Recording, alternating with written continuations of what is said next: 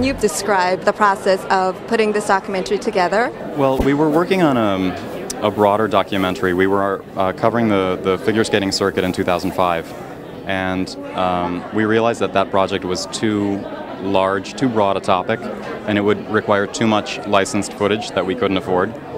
And in the process, we got to know Johnny from all the press conferences and meetings that he had with media, and we realized that that was the documentary. Johnny was the documentary. So we met him through a mutual friend who is a skating judge, and we had a sit down with his mother and Johnny and decided to take it a week at a time. We promised we wouldn't move into the apartment next door and film, you know, everything. And we worked out a relationship covering him mostly during his competitions and his practices and whatever public appearances he had. And now we're 3 years down the line. What was the hardest part? Wow. The hardest part, I think, was that we were kind of all on our own at the beginning. You know, we would travel to Japan, to Russia, to China, and it was just the two of us with a camera. And that was really challenging, you know, and with our credit cards. But it was so fun. You know, we were with Johnny, everything was exciting. And as we got to know him and his family more and more, and we built a trust, then we got to be able to reveal more about him in the film. So I think just the beginning was really hard, just getting started, and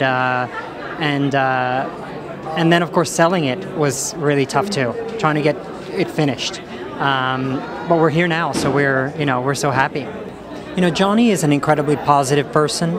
He's a fighter, and he really loves skating. And I think what you see on the screen is really how he is behind the scenes. He's, you know, sometimes he gets tired of having us there, of course, and who wouldn't, you know. But generally, he's really so easy to work with. He wants to do the best job he can on the ice and as well as on camera. And, you know, we couldn't have had a better person. Did Johnny censor himself on any level throughout the making of the documentary? No. What kind of editorial control did Johnny have over the project? I really think of it as a collaboration. I mean, I think we never crossed the line of bad taste. So, and we always looked out for his best interest. But I think we showed Johnny and Patty cuts of things as we were working, and they liked everything that we did. And that's part of the reason the relationship has lasted as long as it has. Because we haven't just, even though we were editing the documentary, we didn't just take it and run with it. Do you think it's possible for some, not necessarily Johnny, an athlete to be overexposed? I think probably it is. I think even though Johnny is quite well known in figure skating, he still hasn't crossed over to the mainstream. So I think he isn't there, you know, yet by any stretch of the imagination. I think it's important that his focus is on skating. The only reason we're following him is because he's such a marvelous skater, and we're aware that that's where the focus should be.